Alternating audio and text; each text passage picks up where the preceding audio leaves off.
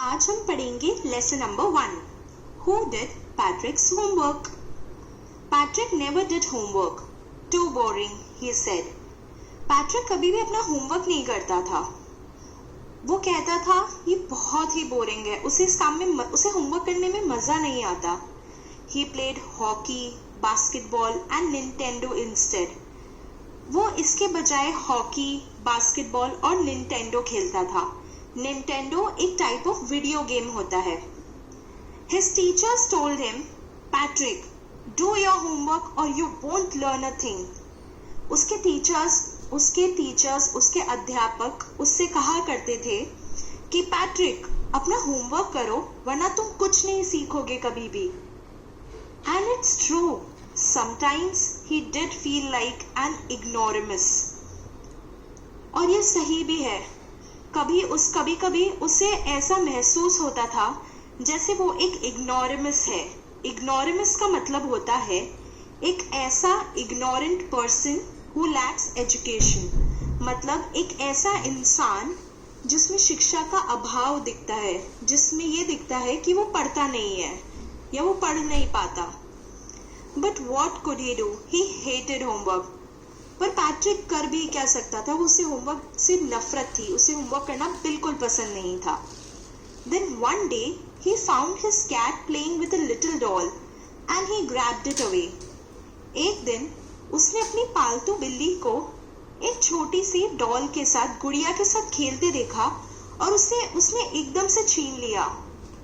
To his surprise, it wasn't a doll at all, but a man of the tiniest size.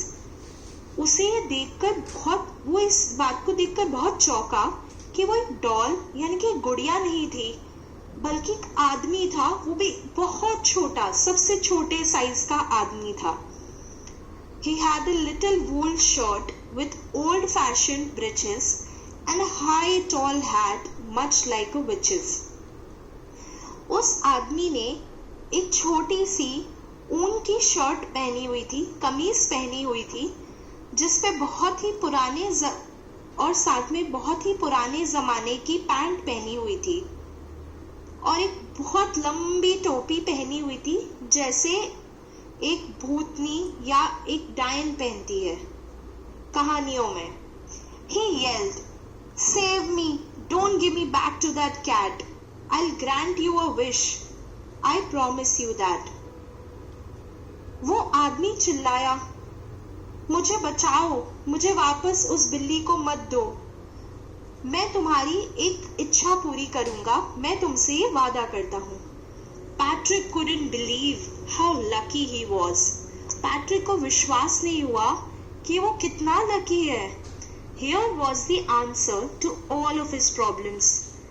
उसे उसकी सारी परेशानियों का जवाब मिल चुका था. और कौन सी परेशानी? उसके होमवर्क की परेशानी. So he said, "Only if you do all my homework till the end of the semester, that's 35 days. If you do a good enough job, I could even get A's." Patrick ने उससे कहा कि मैं तभी तुम्हें छोड़ सकता हूँ अगर तुम बाकी बचे हुए सेमेस्टर यानी कि बाकी जितने टाइम मेरा स्कूल बचा है यानी कि 35 दिन अगर तुमने मेरा होमवर्क किया सारा तो मैं तुम्हें उस बिल्ली को वापस नहीं दूंगा और अगर तुमने अच्छा काम किया तो मुझे A ग्रेड भी मिल सकता है. The little man's face wrinkled like a dishcloth thrown in the hamper. उस छोटे आदमी का चेहरा एक कपड़े की तरह सिकुड़ गया, एक ऐसे कपड़े की तरह जिसे एकदम सिकोड़ कर किसी बाल्टी में फेंक दिया गया हो. He kicked his legs and doubled his fist and he grimaced and scowled and pursed his lips. Oh, am I cursed? But I'll do it. उसने अपने पैरों से लात मारी और अपनी दोनों मुट्ठियों को बंद करके उसके चेहरे पर इस तरह के भाव थे जैसे उसे बहुत गुस्सा आ रहा हो और इसे इस काम को बिल्कुल नहीं करना हो. और फिर उसने कहा, "Oh, am I cursed? But I'll do it." क्या मैं शापित हूँ? पर मुझे करना पड़ेगा और मैं करूँगा। And true to his word, that little elf began to do Patrick's homework. Except there was one glitch. The elf didn't always know what to do and he needed help. Help me, he would say. And Patrick would have to help in whatever way. और अपनी बात को सही रखते हुए उस छोटे से आदमी ने पैट्रिक का होमवर्क करना शुरू किया। पर इन सब में बस एक ग्लिच था। ग्लिच का मतलब एक कमी थी, एक गलती थी। उस एल्फ को हमेशा ये नहीं पता होता था कि क्या करना है और उसे मदद की जरूरत पड़ती थी। तब वो पैट्रिक से कहता कि मेरी मदद करो और तब पैट्रिक को उसकी मदद करनी पड़ती थी, कैसे भी करनी पड़े। I don't know this word, the elf squeaked while reading Patrick's homework. Get me a dictionary. No, what's even better, look up the word and sound it by each letter. वो एल्फ यानी कि वो छोटा आदमी इतनी जोर से चिल्लाता था कि मुझे ये शब्द नहीं पता, मुझे एक डिक्शनरी यानी कि एक शब्दकोश ला कर दो।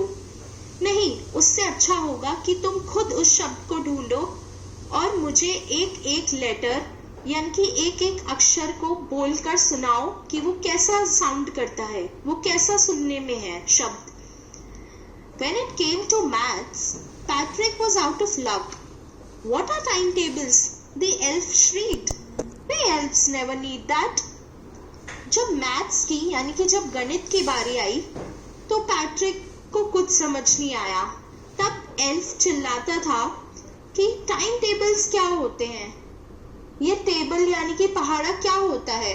हम एल्फ्स को तो, हम छोटे आदमियों को तो इसकी कभी जरूरत नहीं पड़ती। And addition and subtraction and division and fractions, और एडिशन, सब्ट्रैक्शन, डिविजन और fraction. Here sit down beside me, you simply must guide me. तब वो एल्फ पैट्रिक से कहा करता था कि यहाँ बैठो मेरे पास में और मुझे बताओ कि ये कैसे करना है। Elves know nothing of human history, to them it's a mystery. क्योंकि एल्फ्स को यानी कि छोटे आदमियों को इंसान के बारे में कुछ नहीं पता था, उनके लिए ये सब एक जादू जैसा था। So the little elf, already a shouter, just got louder. Go to the library. I need books, more and more books, and you can help me read them too. तब वो छोटा आदमी और जोर से चिल्लाता था और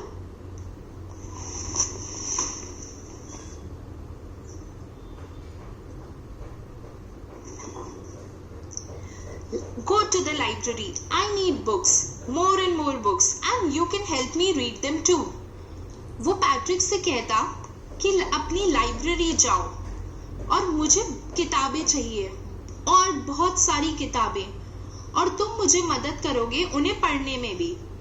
As a matter of fact, every day in every way that little elf was a nag. और तब हर दिन हर तरीके से वो छोटा एल्फ, वो छोटा आदमी पैट्रिक को परेशान करता रहता था, हमेशा शिकायत करता रहता था किसी न किसी बारे में और उसे कुछ न कुछ करवाता रहता था। Patrick was working harder than ever and was it a drag? Patrick पहले से भी कहीं ज्यादा मेहनत कर रहा था और उसके लिए ये सब बिल्कुल भी अच्छा नहीं था, उसे इस काम को करने में बिल्कुल मजा नहीं आ रहा था। He was staying up nights, had never felt so weary, was going to school with his eyes puffed and bleary. वो रात भर जाग रहा था और उसे कभी भी ऐसा महसूस नहीं हुआ इतना गंदा। वो स्कूल अपनी सूजी हुई आंखों के साथ और बहुत थके हुए मन से जाता था। Finally, the last day of school arrived and the elf was free to go. आखिरकार स्कूल का आखिरी दिन आ गया और वो एल्फ आजाद था अब जाने के लिए। As for homework, there was no more. So he quietly and slyly slipped out the back door.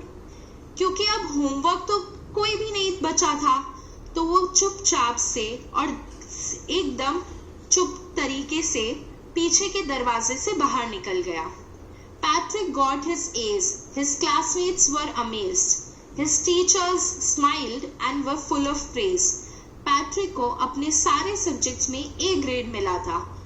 उसके जो क्लासमेट्स थे वो इतना हैरान हो गए, उसके टीचर्स खुश हुए और सब उसकी तारीफ कर रहे थे। And his parents, they wondered what had happened to Patrick.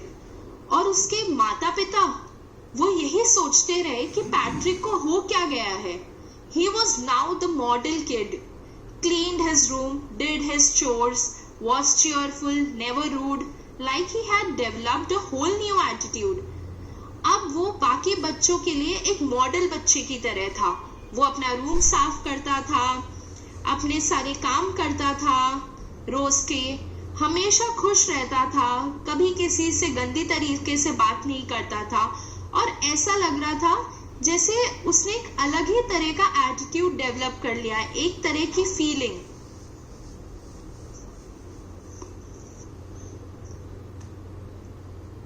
You see, in the end, Patrick still thought he would make that tiny man do all his homework. But I'll share a secret. Just between you and me, it wasn't the elf. Patrick had done it himself. By Carol Moore.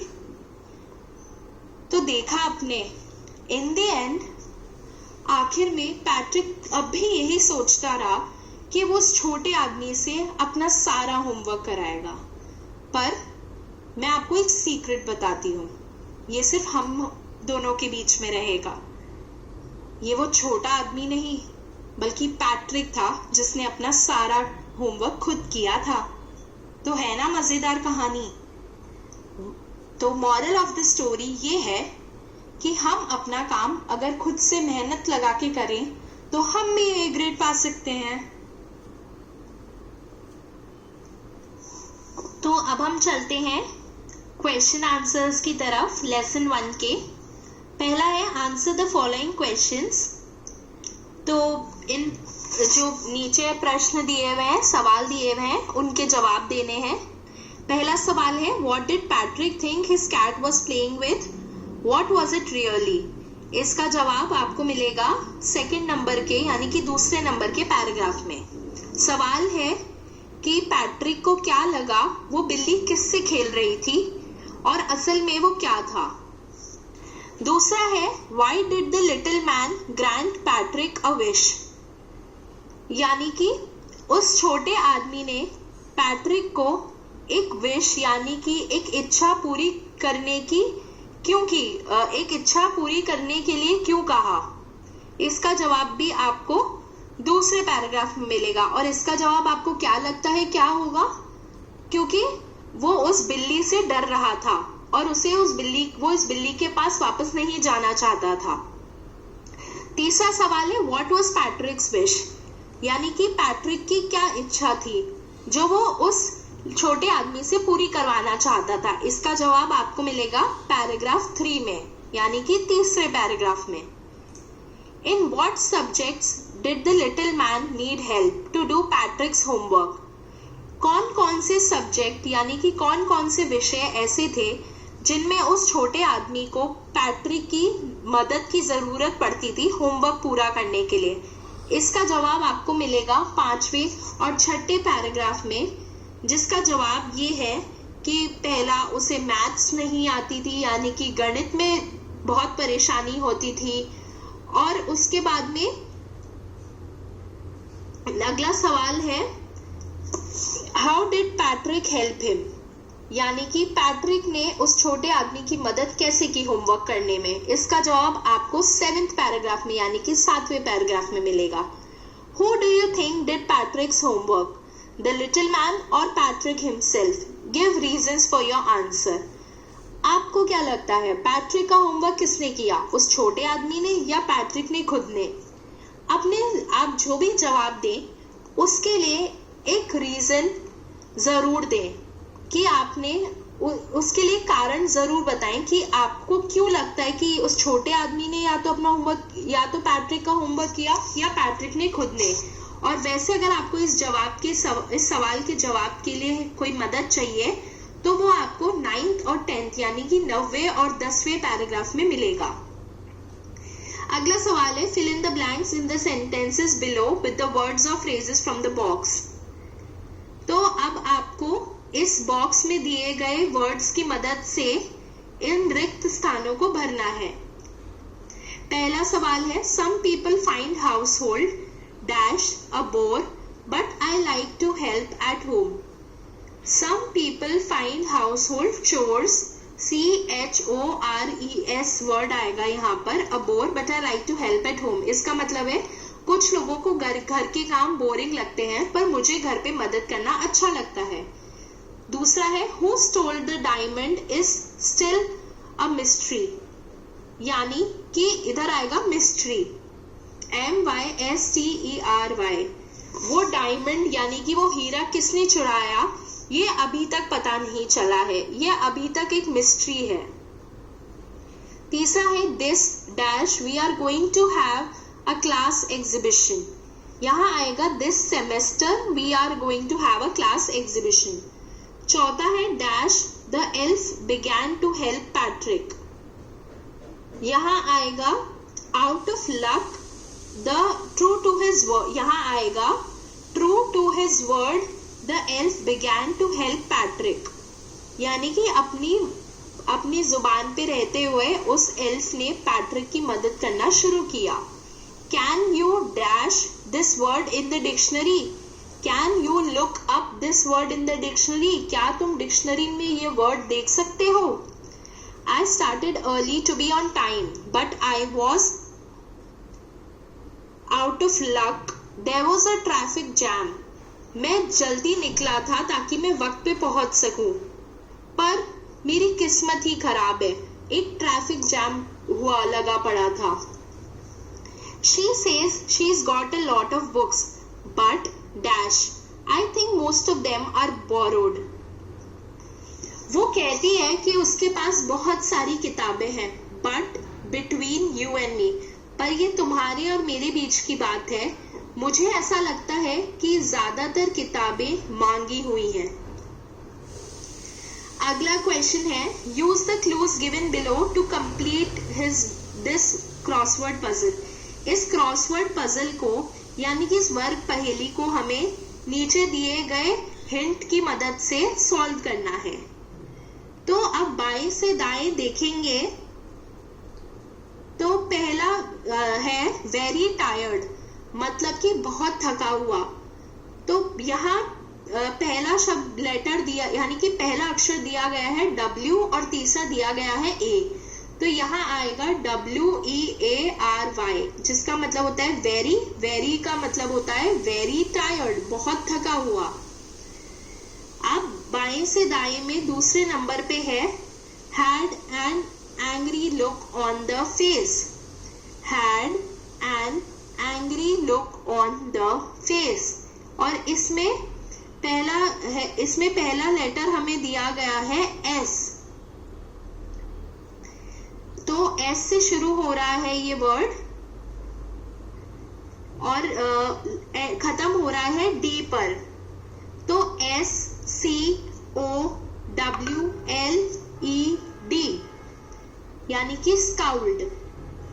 फिर बाएं से दाएं में तीसरा है short trousers,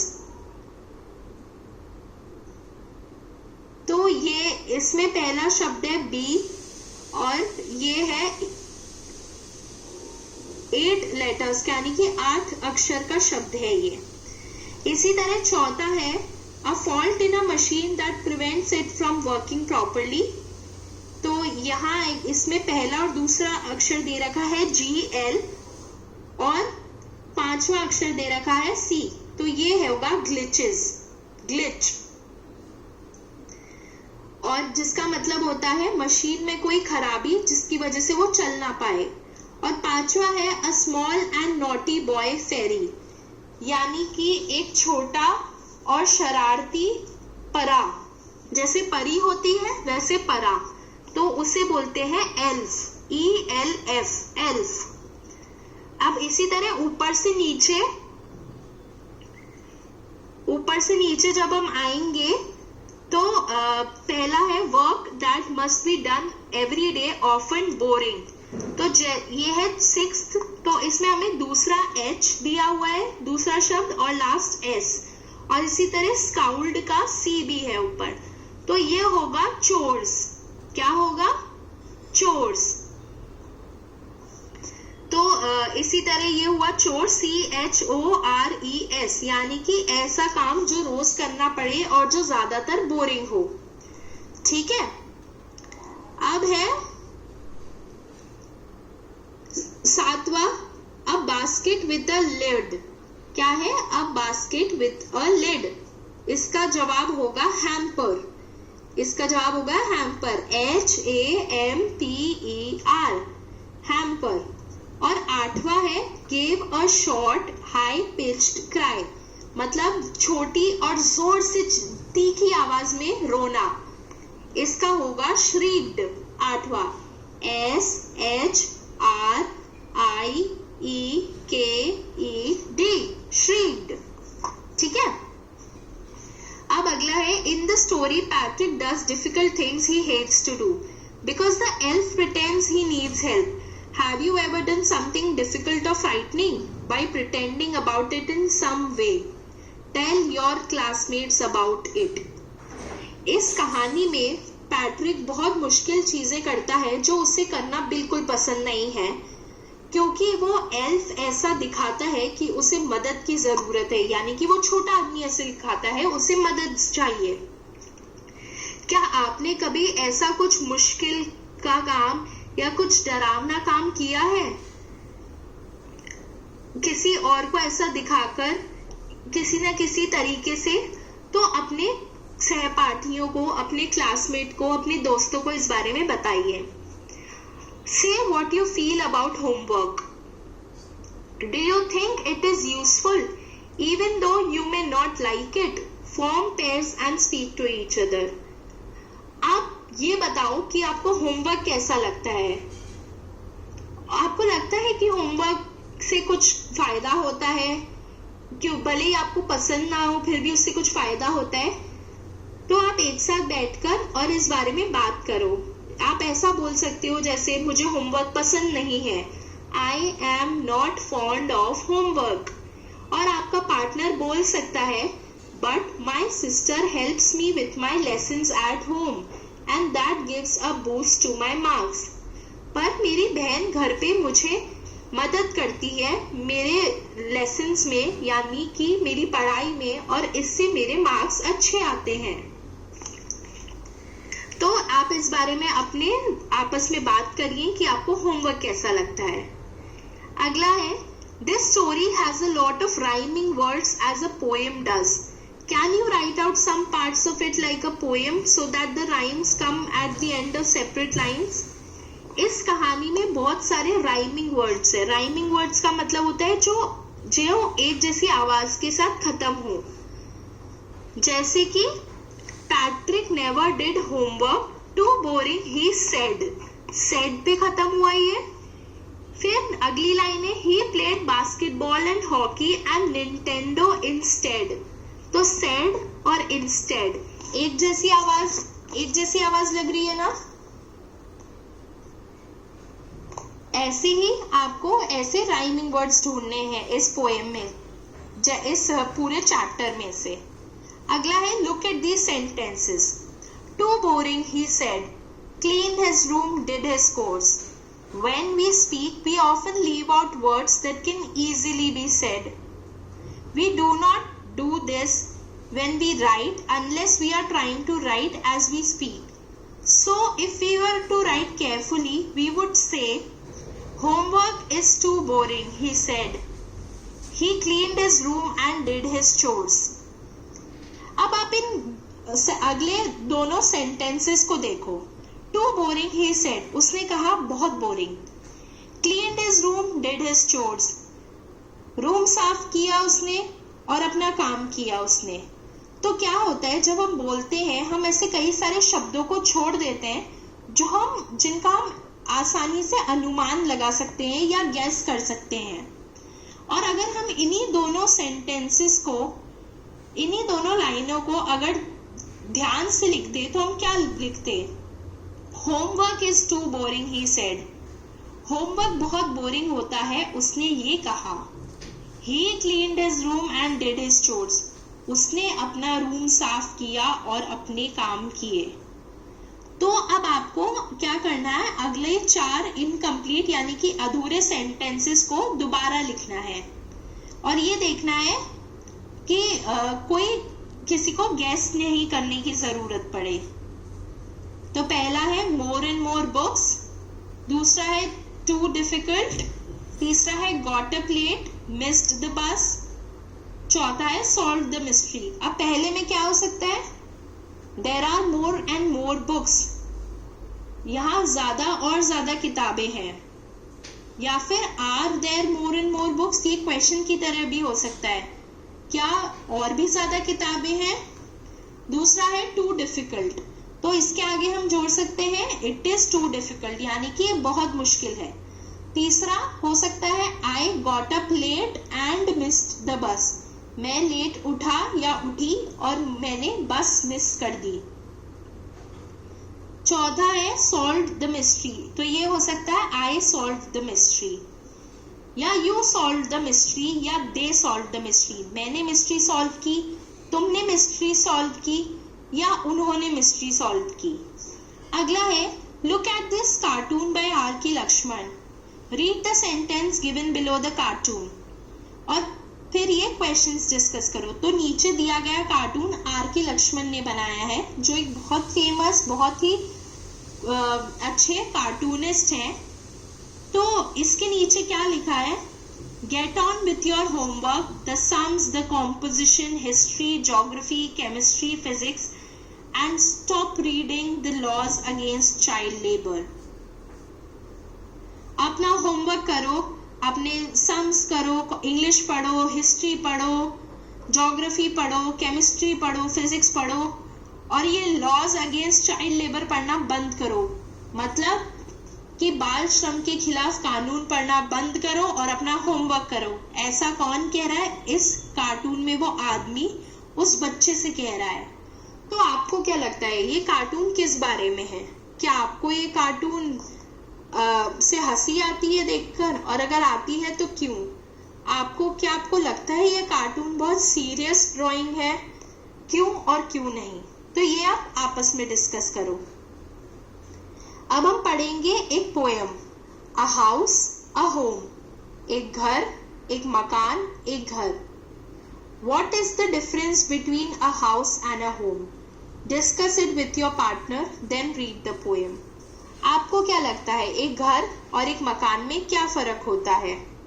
अपने partner के साथ इसको डिस्कस करो। तो अब हम पोएम पढ़ते हैं। What is a house? It's brick and stone and wood that's hard, some window glass and perhaps a yard. It's eaves and chimneys and tile floors and stucco and roof and lots of doors. एक घर क्या होता है? ये एक घर ईंट, पत्थर होते हैं और लकड़ी जो बहुत हार्ड यानी कि बहुत मजबूत और बहुत सख्त होती है। कुछ विंडो ग्लास यानी कि कुछ शीशे होते हैं खिड़कियों के, और हो सकता है कि एक गार्डन हो और चिमनी हो जिसमें से धुआं निकलता हो, टाइल के आंगन हो और छत हो और बहुत सारे दरवाजे हो। ये एक घर होता है। अब पढ़ते हैं what is a home. What is a home? It's loving and family and doing for others. It's brothers and sisters and fathers and mothers. It's unselfish acts and kindly sharing and showing your loved ones you're always caring. एक घर क्या होता है? ये प्यार, परिवार और एक दूसरे के लिए करना होता है। ये भाई बहन, माता पिता होता है।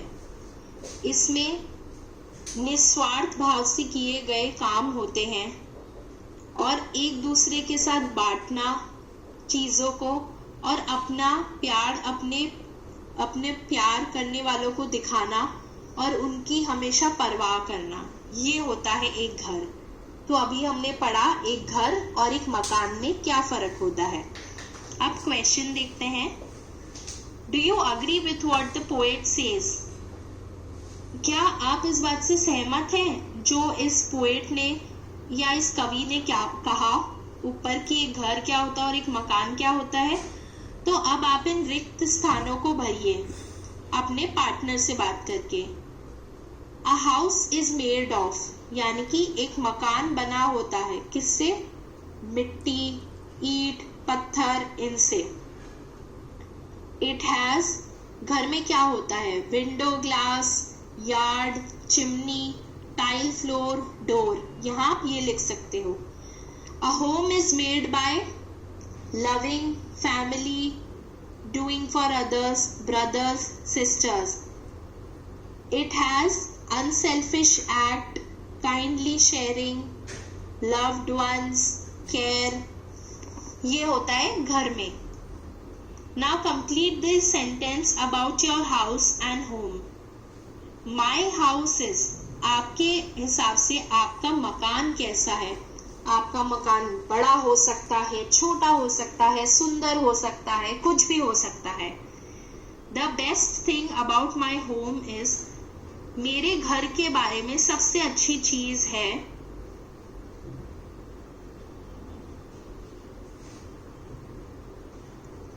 तो इस तरीके से खत्म होता है हमारा पहला लेसन। हेलो बच्चों,